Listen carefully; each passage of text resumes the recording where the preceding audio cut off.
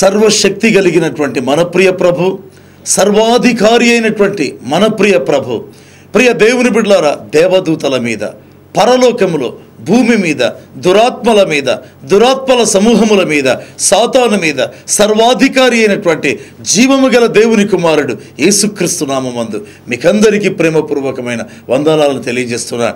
దేవుని ప్రియ బిడ్డలారా, దేవుని వాక్యంలో గమనిస్తే మార్కు సువార్త 1వ అధ్యాయం 23వ వచనంలో ఈ విధంగా కనిపిస్తుంది. ఆ సమయమున వారి సమాజ మందిరములో అపవిత్రాత్మ పట్టిన మనుష్యుడు ఒకడుండెను. దేవాది దేవుని యొక్క మహిమాన్వితమైనటువంటి మాటలను బట్టి, పరిశుద్ధ గ్రంథపు మాటలను బట్టి మన దేవునికి కృతజ్ఞతాస్తుతి ఆరాధన చెల్లిద్దాం. దేవుని ప్రియ బిడ్డలారా, వాక్యంలో గమనిస్తే ఒక చక్కటి మాట మార్కు సువార్తికుడు రాసినట్టుగా గమనించగల. ఆయన వారి సమాజ మందిరములలో బోధించుచుండెను అనే మాటతో ప్రారంభిస్తున్నాం. ఎందుకంటే వారి సమాజ మందిరం అనేటువంటి మాట వాడారు. ఆయన యూదుల సమాజ మందిరం అని ఉండవచ్చు కదా, లేకపోతే ఆ ప్రాంతంలో ఉన్న సమాజ మందిరములు అనవచ్చు కదా, లేకపోతే తన జనుల సమాజ మందిరములు అనవచ్చు కదా.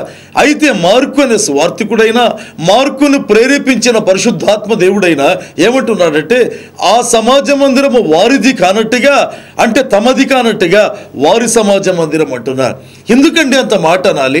ఆ యొక్క సమాజ మందిరంలో దేవుని వాక్యం ప్రకటించబట్టం లేదా? ఆ యొక్క సమాజ మందిరంలో దేవుని ధర్మశాస్త్రపు మాటలు బోధించబట్టం లేదా? అలాగైతే ఎందుకు అది మన సమాజ మందిరం అని కాదు, వారి సమాజ మందిరం అనే మాట వాడుతుంటున్నారు. ప్రియ దేవుని బిడ్డలారా, అనేక సందర్భాల్లో మనం గమనిస్తే ఒక వ్యక్తి జీవితంలోనైనా, ఒక భక్తి మార్గంలోనైనా ఏదైనా మీరు గమనించినట్లయితే దానికి సంపూర్ణత అనేది ఎప్పుడు కలుగుతుంది, పరిపూర్ణత అనేది ఎప్పుడు కలుగుతుందంటే ఆ యొక్క భక్తిలోనైనా, ఆ యొక్క భక్తి మార్గంలోనైనా ప్రభువును, దేవుని కుమారుడు అయిన యేసుక్రీస్తు యొక్క ఘననామం ఉన్నట్లయితేనే. ఆ యొక్క సమాజ మందిరంలో వారు బోధిస్తూ ఉంటున్నారు. దేని గురించి బోధిస్తున్నారు? మోషే రచించిన ధర్మశాస్త్రాన్ని గురించి బోధిస్తున్నారు. ఒకవేళ పాత నిబంధనకు చెందినటువంటి గ్రంథాలను గురించి వారు బోధిస్తుంటున్నారు. అయితే ఏ పాత నిబంధన అయితే యేసుకు ముంగుర్తుగా ఉందో, యేసును గురించి మర్మగర్భితంగా మాట్లాడిందో, ప్రభు అయిన యేసును గురించి ఒక సింబాలిక్గా, ఒక సూచన ప్రాయంగా మాట్లాడటం అనేటువంటిది జరిగిందో, ప్రియ దేవుని బిడ్డలారా, చాలా ముఖ్యమైనటువంటి సంగతి ఏంటంటే ఆ యేసు అప్పటికే ఆ యొక్క ఇశ్రాయేలు దేశంలో సశరీరుడుగా ఉంటున్నాడు. ఆ ప్రభు అయినటువంటి యేసుక్రీస్తు అప్పటికే తన యొక్క మెస్సీయ పరిచర్య జరిగిస్తుంటున్నాడు. క్రీస్తు యొక్క పరిచర్య, అభిషిక్త పరిచర్య జరిగిస్తున్నాడు. కనుక వారి బోధలు ఆ యేసును చూపించాలి, కానీ ఆ యేసును చూపించకుండా ఉన్నట్లయితే ప్రియ దేవుని బిడ్డలారా, అది పరిపూర్ణత లేని భక్తి, అది పరిపూర్ణత లేని విశ్వాసం, అది సరి అయినటువంటి సంపూర్ణత కలిగినటువంటి మార్గం కాదు.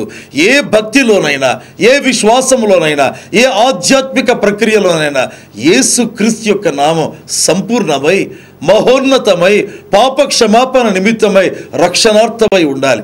దేవుని వాక్యంలో గమనిస్తే మార్కు సువార్త 1వ అధ్యాయం 23వ వచనంలో యేసు ప్రభు వారి సమాజ మందిరాల్లో బోధిస్తున్నాడు. అపవిత్రాత్మ పట్టిన ఒక వ్యక్తి అక్కడ ఉన్నట్లుగా దేవుని గ్రంథంలో చూస్తాం. ప్రేమైన వారులారా, యేసుక్రీస్తు ప్రభు బోధించేటువంటి ఆ యొక్క సమాజ మందిరంలో ఎప్పుడూ అదే సమాజ మందిరంలో బోధించేవాడు కాదు. యేసు ప్రభు ఇశ్రాయేలు దేశమంతా సంచరిస్తూ కొండలలో, అడవులలో, సముద్ర తీరాలలో, సమాజ మందిరములలో బోధిస్తుంటున్నాడు. అలాగైతే ఈ సమాజ మందిరంలో ఎప్పటిలాగే జనసమూహం చేరుకున్నారు. అందులో దయ్యం పట్టినటువంటి ఒక వ్యక్తి అక్కడ ఉండినట్లుగా మనం గమనించగలం. నాకు అనిపిస్తుంది, మరి ఇంతకాలంగా, ఇన్ని వారములుగా ప్రతి విశ్రాంతి దినంలో మరి దేవుని యొక్క నామ మహిమార్థమై శాస్త్రులు ఇలాంటి వారు బయలుదేరుతారు, ధర్మశాస్త్రోపదేశకులు బయలుదేరుతారు, ఆ యొక్క ధర్మశాస్త్రపు మాటలు బోధిస్తుంటారు. మాటల వరకు బోధ ఉంది, కానీ ప్రజలకు విడుదల లేదా? ఆ యొక్క అపవిత్రాత్మ పట్టిన వ్యక్తికి విడుదల లేదా? మరి యొక్క సునగోగులో లేకపోతే సమాజ మందిరంలో జరుగుతున్న పరిచర్య ఏంటి? ప్రియ దేవుని బిడ్డలారా, అనేక సందర్భాలలో గమనిస్తే పరిచర్యలలో ఒకవేళ వాక్యాన్ని ప్రకటించినట్లుగా కనిపిస్తారు, కానీ డెలివరెన్స్ మినిస్ట్రీ అనేటువంటిది ఉండదు, విడుదల పరిచర్య అనేటువంటిది ఉండదు. అలాంటి పరిచర్యలు కోకొల్లలుగా ప్రియమైన వారులారా ప్రపంచ వ్యాప్తంగా మనం చూస్తుంటాం. నిజమైనటువంటి పరిచర్య ఏంటి? వాక్యము ఒకవైపు, దేవుని క్రియలు మరి ఒక వైపు. అందుకే యమ్మాయి గ్రామానికి వెళ్ళేటువంటి వారు ప్రభు అయిన యేసును గురించి చెబుతూ ఇశ్రాయేలును విమోచించబోవాడు ఈయనే అనుకున్నాం. ఆయన ఎవరంటే వాక్యములో క్రియలు శక్తిగల ప్రవక్త అయి ఉండెను అని వ్రాయబడింది. యేసు ప్రభు ఎవరండి? వాక్యములో శక్తి గలవాడు, అలాగే క్రియలో కూడా శక్తి కలిగినటువంటి వాడు. ప్రియ దేవుని బిడ్డలారా, ఒక పరిచర్యలో వాక్యము శక్తి కలిగిందిగా ఉండాలి, క్రియ కూడా శక్తి కలిగిందిగా ఉండాలి. ఆ యొక్క సమాజ మందిరంలో మనం గమనిస్తే యేసు ప్రభు బోధించే సమయానికి ఎంతకాలం నుంచి ఆ యొక్క సమాజ మందిరంలో ప్రతి విశ్రాంతి దినం అపవిత్రాత్మ పట్టిన వ్యక్తి వస్తున్నారో మనకు తెలియదు. అయితే ఆ యొక్క సమాజ మందిరపు పరిచర్య వేరు, శాస్త్రులు ధర్మశాస్త్రోపదేశకుల పరిచర్య వేరు, అయితే యేసు ప్రభు యొక్క పరిచర్య వేరు. లూకా సువార్త 13వ అధ్యాయం 11వ వచనంలో గమనిస్తే యేసు ప్రభు మరి ఒకసారి సమాజ మందిరంలోనికి వెళ్ళాడు. అక్కడ కూడా అపవిత్రాత్మ చేత పట్టి పీడించబడే ఒక వ్యక్తి ఉన్నట్లుగా గమనించగలం. బలహీనపరిచేటువంటి దయ్యం పట్టి నడుము వంగిపోయి ఎంత మాత్రం నిలబడలేక ఉండెను అనేటువంటి మాట గమనించగలం. ప్రియ దేవుని బిడ్డలారా, విశ్వాసులారా, ఈ సమయంలో మనం గమనించాలి, యేసు ప్రభు వెళ్ళే సమయానికి ఒకవేళ ఎన్ని విశ్రాంతి దినములుగా ఆ యొక్క బలహీనపరిచే దయ్యం పట్టిన స్త్రీ వస్తుందో, ఎన్ని విశ్రాంతి దినాలుగా వాక్య పరిచర్య అనబడేదిగా ఆ యొక్క సమాజ మందిరంలో జరుగుతుందో మనకు తెలియదు. అయితే కేవలం వాక్య పరిచర్య అనబడేదే కాదు ప్రియమైన వారలారా, అది ఆత్మపూరితమైనటువంటి పరిచర్యగా ఉండాలి. అందుకే పౌలు అంటాడు కదా, ఇదిగో అక్షర పరిచర్య కాదు, అది ఆత్మ పరిచర్యగా ఉండాలి. అనేక సందర్భాల్లో కొంతమంది వాక్యాన్ని చెబుతుంటారు, అది అక్షర పరిచర్యగా ఉంటుంది, ఆత్మ పరిచర్యగా ఉండదండి. ఒక పరిచర్య రెండు రకాలుగా ఉండాలి. బలమైన వాక్య పరిచర్య, బలమైన విడుదల పరిచర్య. ఒక వ్యక్తి యొక్క మనస్సుకు విడుదల, ఒక వ్యక్తి యొక్క శరీరానికి విడుదల, ఒక వ్యక్తి యొక్క ఆత్మకు విడుదల, ఒక వ్యక్తి యొక్క జీవితానికి విడుదల. అనేక బంధకాలు తెగిపోవాలి, ప్రతి కాడి విరిగిపోవాలి. హల్లెలూయా! అది నిజమైనటువంటి పరిచర్య. దేవుని వాక్యంలో గమనిస్తే ఇంతకు ఈ దయ్యముల పరిచర్య ఏంటండి? ఈ దయ్యములను విడిపించే పరిచర్య ఏంటి ప్రేమైన వారలారా? దయ్యములు అనగా ఎవరు, ఏంటి? బైబిల్లో గమనిస్తే మత్తయి సువార్త 9వ అధ్యాయం 34వ వచనం మనం చూస్తాం. దయ్యములకు అధిపతి అయినటువంటి ఆ యొక్క అధిపతి వలన ప్రభు దయ్యములను వెళ్ళగొట్టుతున్నట్టుగా వారు చెప్తున్నట్లుగా మనం గమనించగలం. ఏంటండి, దయ్యములకు అధిపతి ఉన్నాడా అంటే ఇక దయ్యములు అనేటువంటివి ఏంటి? ఒక్కొక్కటి ఒక్కొక్క ఆత్మనేనా, లేకపోతే ఒక ఆర్గనైజ్డ్ ఆర్మీనా, లేకపోతే ఒక వ్యూహిత సైన్యమా? బైబిల్లో గమనిస్తే ఈ యొక్క దురాత్మలు కోటాను కోట్లు ఉంటున్నాయి. ఈ దురాత్మలన్నిటికీ అధిపతి ఉంటున్నాడు. కనుక ఒక అధిపతి పరిపాలనలో, ఒక అధిపతి యొక్క నాయకత్వంలో, లూసిఫర్ యొక్క నాయకత్వంలో, ఇంకా కింద స్థాయిలో ఉండేటువంటి అధిపతులు, అలాంటి వారి యొక్క నాయకత్వంలో, నడుపుదలలో ఈ దురాత్మలు వాటి పరిచర్య జరిగిస్తుంటాయి.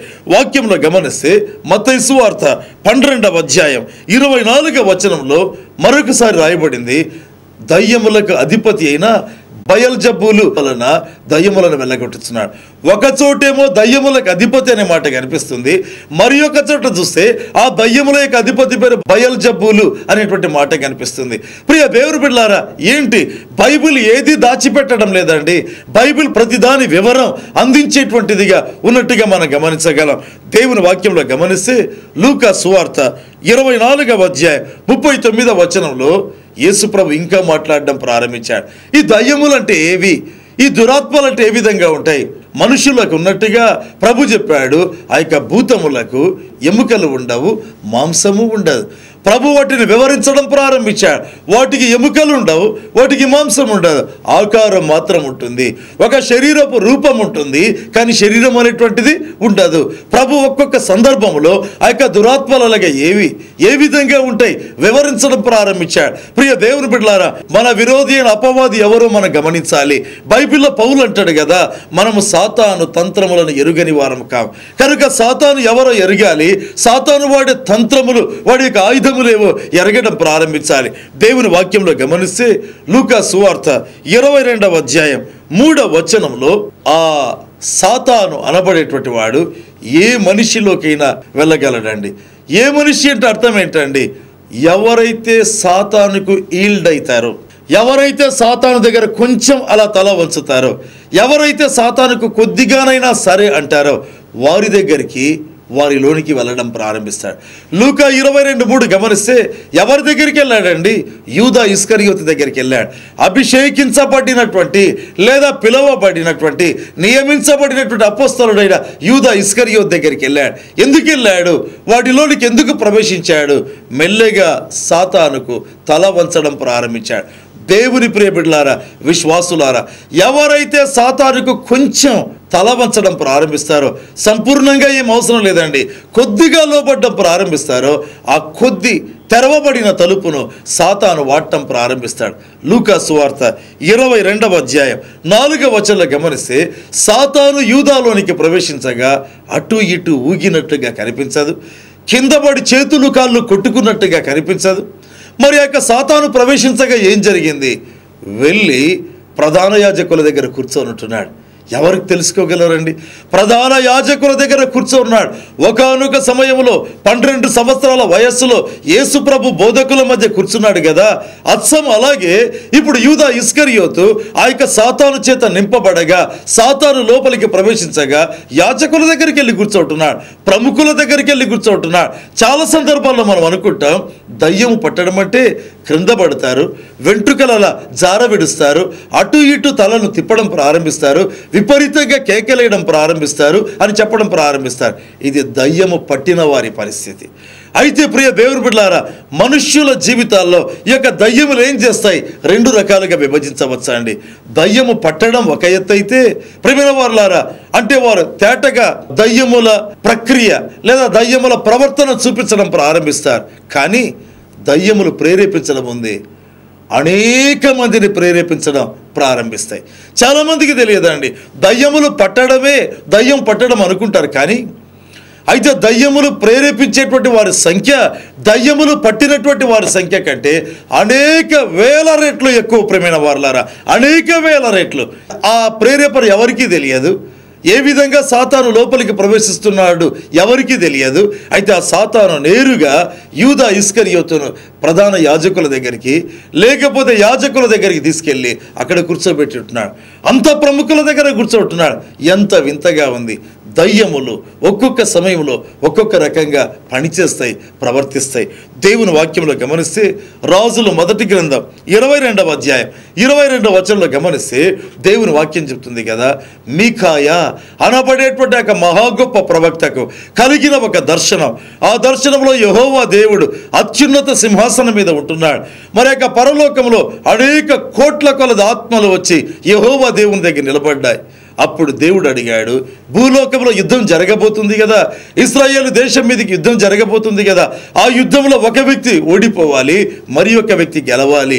అప్పుడు అనేకమైన ఆత్మలు అనేక సలహాలు ఇస్తే బైబిల్లో వ్రాయబడింది, ఒక ఆత్మ బయలుదేరి ప్రభు అయిన మన దేవునితో చెబుతూ, నేను ఇశ్రాయేలు ప్రవక్తల నోట అబద్ధములాడే ఆత్మగా ఉంటాను అని చెప్పినట్లుగా గమనించగలం. ఏంటండి? ఈ అపవిత్ర ఆత్మ బయలుదేరి ప్రవక్తల నోటలో అబద్ధములాడే ఆత్మగా ఉంటాడు. వారు ఇశ్రాయేలు దేశంలో ఉండే ప్రవక్తలు, ఆ రాజు ద్వారా పోషించబడేటువంటి ప్రవక్తలు యెహోవా నామమును ప్రకటిస్తారు. అయితే వారి నోటిలో అబద్ధమాడే ఒక ఆత్మగా సాతాను ఉంటున్నాడు. ఎంత భయంకరం ప్రేమైన వారులారా. దేవుని వాక్యంలో గమనిస్తే అపోస్తల కార్యములు 16వ అధ్యాయం 16వ వచనంలో పుతోను అనేటువంటి దయ్యం పట్టిన ఒక అమ్మాయి సోదె చెప్పేటువంటిది. ఈ దయ్యం ఏం చేస్తుంది? సోదె చెప్పడం ప్రారంభించింది. దేవుని ప్రియబిడ్డలారా, దయ్యముల క్రియలు మనం అర్థం చేసుకోవాలి. అప్పుడే దేవుని కుమారుడైన యేసును మనం వేడుకుంటాం. ఆ దేవదేవుడు వచ్చి ఈ దయ్యముల పరిచర్యను లయం చేయడం ప్రారంభిస్తాడు. దేవుని వాక్యంలో గమనిస్తే మత్తయి సువార్త 8వ అధ్యాయం 29వ వచనంలో దయ్యముల సమూహం చెప్పినటువంటి మాట, దేవుని కుమారుడా మమ్మను బాధించుటకు వచ్చావా? ఏంటండి, దయ్యములకు బాధ ఉంటుందా? మనుషులకు బాధ ఉన్నట్టుగా అపవిత్రాత్మలకు కూడా బాధ ఉంటుందా? అవును ప్రియమైన వారులారా. ఏంటి ఆ యొక్క అపవిత్రాత్మల బాధ?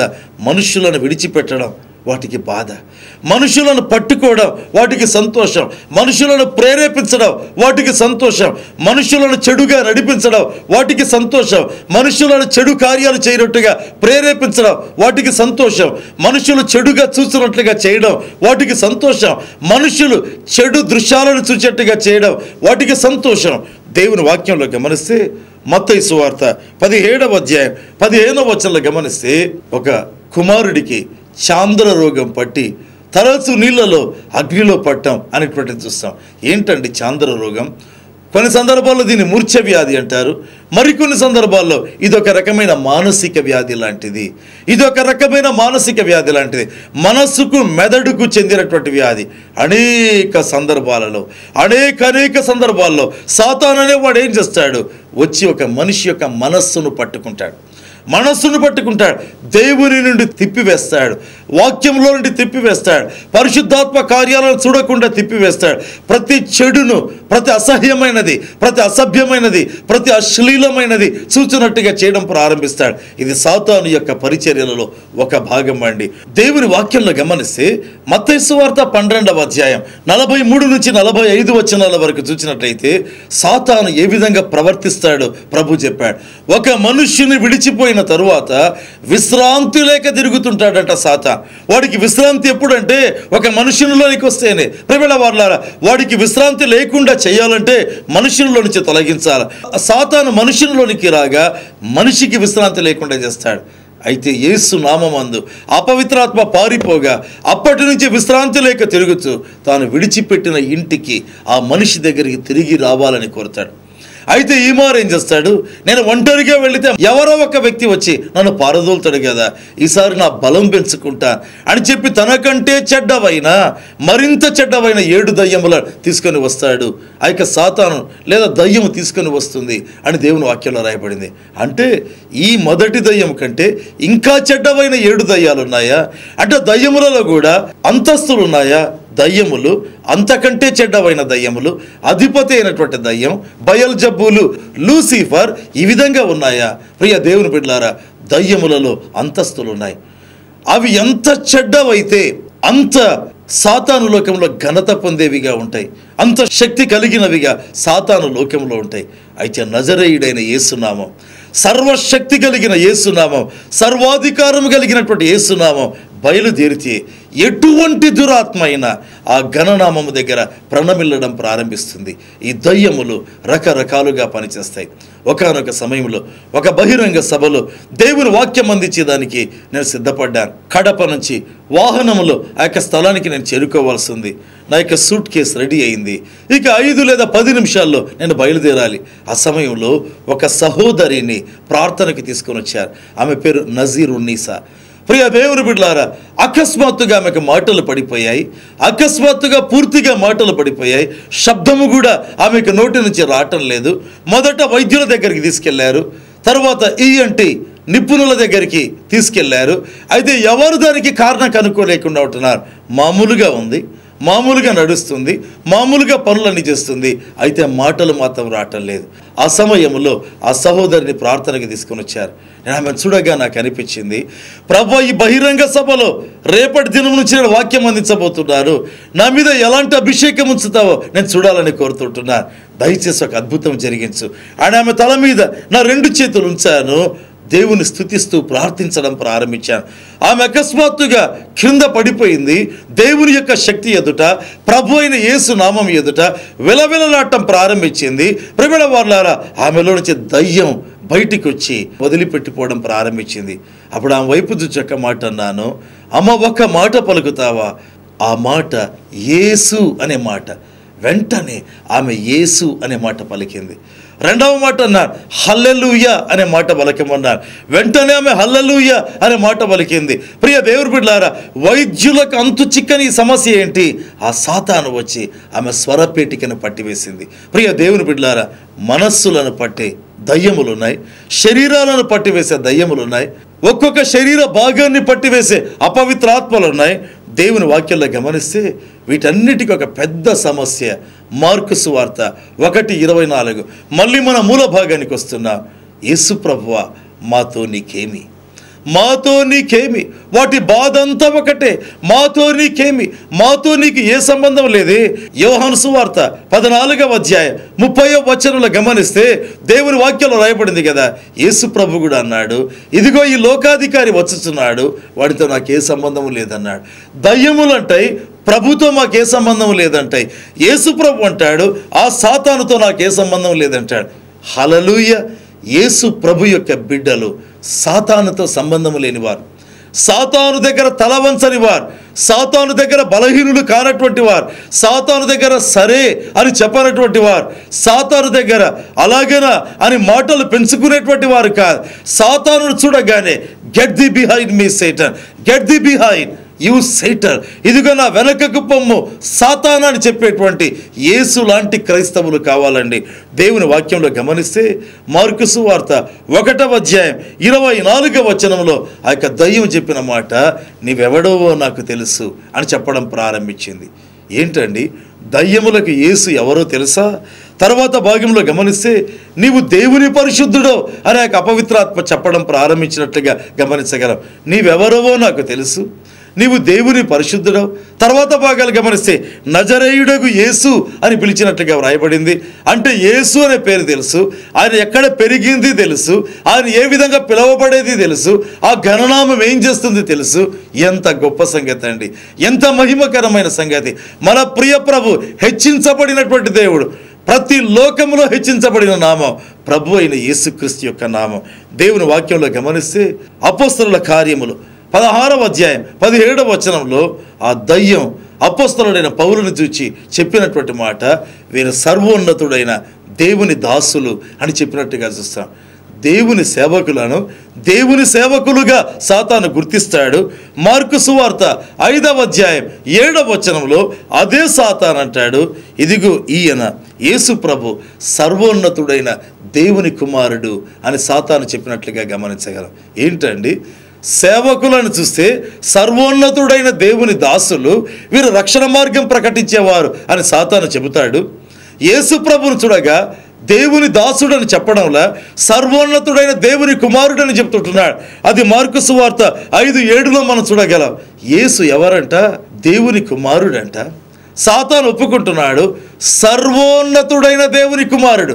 సాతానుకు తెలుసు ఈ దేవుడు సర్వోన్నతుడని. మరి సర్వోన్నతుడైన దేవుని దగ్గరికి ఎందుకు సాతాను వెళ్ళలేడండి?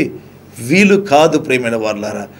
ఒక వ్యక్తి దేవుని దగ్గరికి వెళ్ళాలంటే ఈ లోకములో ఉన్నప్పుడే, అతని ఆత్మ తన శరీరం నుంచి వేరు కాకముందే, ఎప్పుడు ఒక ఆత్మ శరీరం నుంచి వేరైపోతుందో ఆ ఆత్మకు ప్రత్యేకంగా రక్షణ అనేటువంటిది లేదు. ఆ రక్షణ ఈ లోకంలో ఉన్నప్పుడే పొందాలి, శరీరములో ఉన్నప్పుడే పొందాలి, తన పాపములు ఒప్పుకోవాలి, మారు మనసు పొందాలి. గొర్రెపిల్లైన యేసు దగ్గర ప్రతి పాపమును ఒప్పుకోవడం ప్రారంభించాలి. దేవుని ప్రియబిడ్డలారా, అలాగైతేనే రక్షణ. ఆ పిదప ఎప్పుడైతే ఒక వ్యక్తి ఒక ఆత్మగా మారుతారో ఇక రక్షణ లేదు. ఆ యొక్క దయ్యములకు తెలుసు యేసు సర్వోన్నతుడైన దేవుని కుమారుడని, కానీ ఆ దేవుడుండే లోకంలోనికి వెళ్ళలేవు. కారణం, రక్షణ పొందే సమయము వాటికి లేదు. కారణం, ఆ అపవిత్ర ఆత్మలు ఆత్మలై ఉంటున్నాయి. ఆత్మలకు రక్షణ తీర్మానం చేసే ఆధిక్యత లేదండి. దేవుని వాక్యంలో గమనిస్తే మార్కు సువార్త 1వ అధ్యాయం 24వ వచనంలో ఆ పవిత్రాత్మ చెప్పే మాట, మమ్మల్ని నశింపచేయుటకు వచ్చితివా? ఎవరంట? యేసు, సాతానును నశింపచేసే దేవుని కుమారుడు. హల్లెలూయా, దేవునికి వందనాలు చెల్లిద్దామా? వాక్యంలో గమనిస్తే యోహాను వ్రాసిన మొదటి పత్రిక 3వ అధ్యాయం 8వ వచనంలో రాయబడింది, అపవాది క్రియలను లయపరచుటకు దేవుని కుమారుడు ప్రత్యక్షమయ్యారు. అపవాది క్రియలను నిజంగా లయపరిచే దేవుని కుమారుడు అండి. ఏ వ్యక్తి జీవితంలోనైనా ఏ రకమైన అపవాది క్రియ ఉన్నా ఆ యేసు ప్రభు వాటిని లయపరిచేటువంటి వాడు. వాక్యంలో గమనిస్తే మత్తయి సువార్త 8వ అధ్యాయం 29వ వచనంలో మరి యొక్క సందర్భంలో దయ్యములు కేక వేశాయి, కాలము రాకమునిపే మమ్మను బాధ పెట్టుటకు వచ్చావా? కాలము రాకమునిపే మమ్మను బాధ పెట్టేదానికి వచ్చావా? ఎంత మర్మగర్భితమైన మాట. యేసు ప్రభువా, దయ్యములమైన మేము, అపవిత్రాత్మలమైన మేము బాధ పెట్టబడే దినం ఒకటి ఉంది. ఇదిగో ప్రభు, మీరు మమ్మల్ని బంధిస్తారు, ఆ యొక్క పాతాళంలో పడవేస్తారు మీ రెండవ రాకడలో. అయితే అంతకు మునిపే బాధ పెట్టేదానికి వచ్చావా? అంటే ఈ దయ్యములకు రెండవ రాకడను గురించి తెలుసు. రెండవ రాకడలో ఇవి బంధించబడతాయని తెలుసు. ఆ యొక్క పాతాళ లోకంలో వేయబడతాయని తెలుసు. ఆ యొక్క భయంకరమైన అగ్ని జ్వాలలలో యాతన పడతారని తెలుసు. అయితే ఇప్పుడే వచ్చావా అంటున్నారు. దేవుని ప్రియబిడ్డలారా, నీ జీవితంలో, నా జీవితంలో ఒక సత్యం తెలుసుకోవాలి. యేసు మళ్ళీ రాబోతుంటున్నాడు. యేసు తిరిగి రాబోతుంటున్నాడు. రాజులకు రాజుగా, ప్రభులకు ప్రభువుగా, యూదా గోత్రపు సింహముగా యేసు ప్రభు తిరిగి రాబోతుంటున్నాడు. భక్తిహీనులకు ప్రతిఫలం ఇచ్చేదానికి యేసు రాబోతుంటున్నాడు. నీ జీవితంలో ఒక మార్పు అవసరం. నీ జీవితంలో రక్షణ అవసరం. నీ జీవితంలో పాప క్షమాపణ అవసరం. నీ జీవితంలో అపవాది క్రియల నుంచి విడుదల అవసరం. యేసే మార్గం, యేసే సత్యం, యేసే జీవం. యేసు నామమందే పాపక్షమాపణ. ఆయన కార్చిన రక్తధారల ద్వారా పాపక్షమాపణ కలుగుతుంది. ప్రభు మనతో మాట్లాడుతుండగా ప్రభు శిలువ మరణాన్ని జ్ఞాపకం చేసుకొని ప్రార్థిస్తాం. ప్రేమ స్వరూపి అయినటువంటి నా తండ్రి, యుగముల నాటి దేవుని ప్రభువ, నిజముగా మీరు సర్వోన్నతుడైన దేవుని కుమారుడవు ప్రభువ. అపవాదిని బాధించే దేవుని కుమారుడవు, పారదోలే దేవుని కుమారుడవు, నశింపజేసే దేవుని కుమారుడవు, అపవాది క్రియలు లయము చేసే దేవుని కుమారుడవు. తండ్రి యొక్క సందేశమును విన్న మీ బిడ్డల జీవితాల్లో మీ కార్యాలు జరిగించండి, జరిగించండి, జరిగించండి, జరిగించండి నాయన.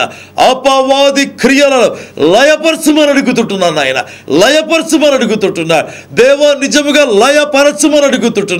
ప్రభువైన యేసు నామమందే లయపరచండి ప్రభువా. అది ఒక శరీర అవయవమును పట్టుకొని ఉన్నా, లేకపోతే మనస్సును పట్టుకొని ఎల్లప్పుడూ చెడు కార్యములు చేయనట్లుగా ప్రేరేపిస్తున్నా, లేకపోతే వారి జీవితాన్ని, కుటుంబాన్ని పట్టుకొని ఉన్నా, ప్రభువైన యేసునామమందే అపవాది క్రియలు లయమైపోవునుగాక, లయమైపోవునుగాక, లయమైపోవునుగాక. ఒక్కొక్క జీవితంలో ఉన్నటువంటి అపవాది క్రియ, వ్యభిచారపు మనస్సు, వ్యభిచారపు జీవితం యేసునామందు లయమైపోవునుగాక. ఆ యొక్క క్రియలు ప్రభువైన యేసునామందు లయమైపోవునుగాక. తండ్రి మీకు స్తోత్రం.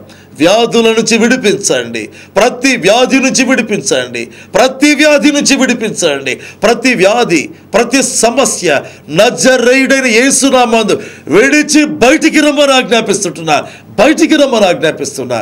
తండ్రి, ప్రత్యేకంగా ఈ కృప గడియల టీవీ కార్యక్రమాన్ని స్పాన్సర్ చేసిన ప్రియ బిడ్డలను జ్ఞాపకం చేస్తున్నారు. వారికి మేళ్ళు, వారికి ఆశీర్వాదములు, వారికి కృప, వారికి కృప వెంబడి కృప ప్రసాదించండి, ప్రసాదించండి, ప్రసాదించండి. అంతేకాదు ప్రియ తండ్రి, ప్రభు అయినటువంటి దేవ, ప్రతి నెల మానక ఈ పరిచర్యకు తమ కానుకలను పంపిస్తున్న ప్రతి బిడ్డను ఆశీర్వదించండి. వారి కుటుంబాన్ని దీవించండి, వారికి ధన్యత ప్రసాదించండి, వారి కొరతలు, సమస్యలు తీర్చండి ప్రభువ. వర్షముల కొరకైన మా ప్రార్థన తండ్రి మీ సన్నిధానములో అంగీకరించబడుతుండగా వందనాలు.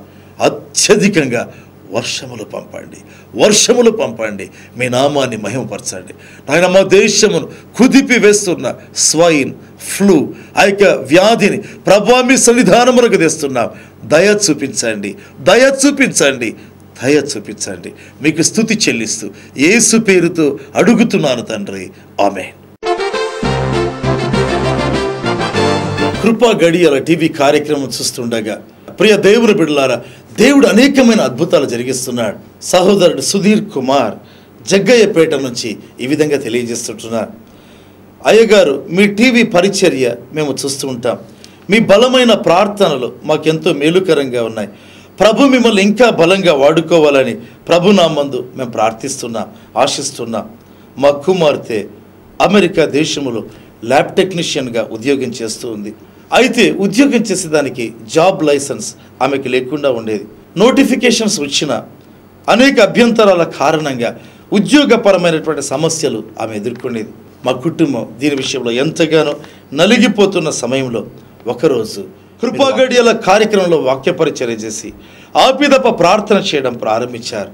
అంతకుముందు ఒక్క మాట అన్నారు, ఈ ప్రార్థనలో మీరు ఏకీభవించండి, మీకు అద్భుతం జరుగుతుంది అన్నారు.